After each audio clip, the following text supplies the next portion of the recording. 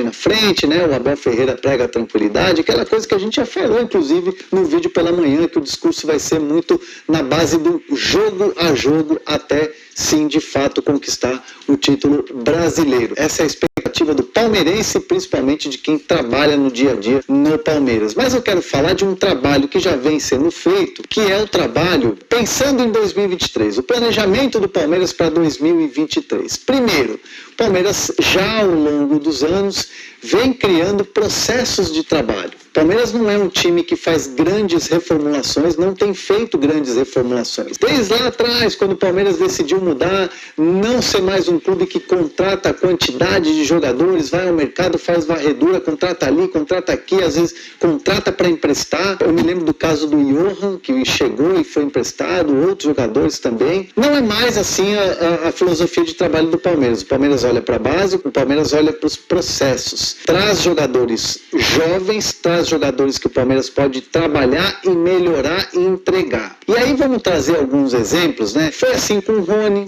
foi assim com o Zé Rafael, Piquerez, foi assim com o Scarpa mesmo, com o Veiga. Então assim, estou citando alguns jogadores, eu sei que depois nos comentários vocês vão falar sobre outros jogadores. A ideia do Palmeiras, o modelo de trabalho é esse com o treinador que tem. Pegar o jogador, melhorar o jogador e o jogador começar a performar até se transformar num grande atleta, num jogador nível de seleção brasileira, como por exemplo o Rafael Veiga, que até tempos atrás, né, antes da lesão, muita gente estava pedindo ele na seleção brasileira. Então assim, é muito do processo de trabalho do Palmeiras.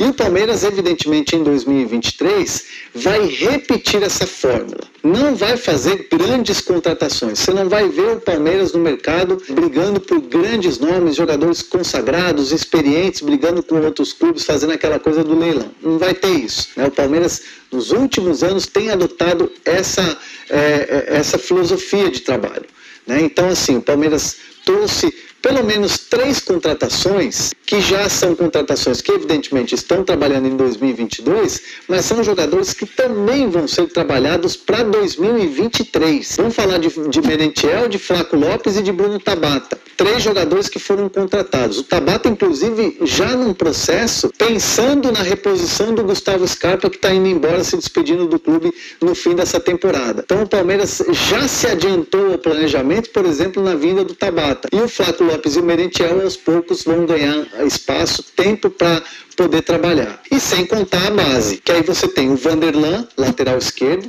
que já é processo de 2023, né? Já é um jogador para 2023, hoje reserva imediato do Piquerez. Vamos falar do Giovani, que é um jogador que lamentavelmente teve muitas lesões, né? Não teve uma sequência assim de ficar à disposição, mas é um jogador que o Palmeiras aposta muito, tanto que há quase um ano, lá em janeiro, lá atrás, fechou a porta para uma proposta do Ajax de 100 milhões de reais. O Palmeiras aposta muito, mas o jogador teve muitas lesões nessa temporada. E o Hendrick, evidentemente, a entrada dele no clássico contra o São Paulo é uma entrada assim para o jogador já se sentir no clima. Ano que vem o Hendrick vai ser protagonista no Palmeiras, né? A ideia é que ele seja protagonista no Palmeiras. Então, se você pensar desses nomes que eu estou falando aqui para vocês, você já tem uma base de reforços, de jogadores que vão chegar para brigar por vaga. E além disso, as renovações que o Palmeiras está fazendo são renovações que apontam um caminho de que o Palmeiras já tem uma espinha dorsal, que o Palmeiras já tem uma base muito bem consolidada e que essa base vai continuar. Aí você pega Murilo, Gustavo Gomes, você pega o meio campo com o Veiga, Dudu, Rony, Mike, o próprio Marcos Rocha. Então, assim, a espinha dorsal, o time do Palmeiras, evidentemente vai ser mantido. São 2, 3 jogadores ali que tem possibilidade de sair. O Danilo, mas ainda não chegou proposta, o que tem é muita sondagem. Você tem o Wesley, que é um jogador que vira e mexe também, por mais que o Palmeiras tenha renovado o contrato, é um jogador que também está na mira de muitos clubes. Recentemente o Grupo City estava de olho nele, e aí é uma possibilidade. E tem o Breno Lopes, que é um jogador que entrou no clássico, mas não tem sido relacionado. E é um jogador que também recebe muitas sondagens, pelo gol do título, enfim, pelo jogador que ele se transformou atuando no Palmeiras. Então o Palmeiras, mesmo se perder esses jogadores, já tem ali uma situação de mapear o mercado se quiser trazer uma alternativa. E essa alternativa a gente pode traduzir no quê? Em alguém para o lugar do Danilo. Evidentemente o Danilo é um jogador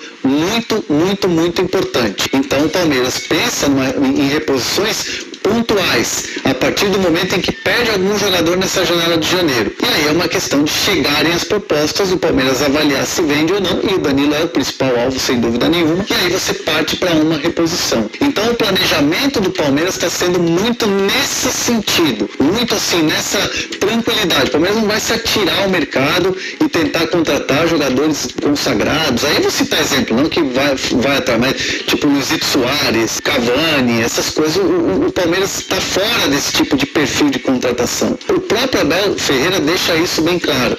Então, assim, é um Palmeiras que vai manter uma base, manter uma espinha de time, trazendo as contratações que já foram feitas para melhorar esses atletas, dar tempo para eles melhorarem. A base, né, que vem pedindo passagem há muito tempo, um time que já está praticamente pronto com as renovações de Mike, de Dudu, que deve acontecer até o final do ano, do próprio Rony. Então, é um Palmeiras que já está pronto, é um Palmeiras que já trabalha um planejamento, já tem uma ideia para que o ano que vem seja competitivo. E nos últimos anos, basta a gente ver, o Palmeiras conquistou 2 Libertadores, conquistou Copa do Brasil, conquistou Campeonato Paulista e agora muito próximo de conquistar o Campeonato Brasileiro.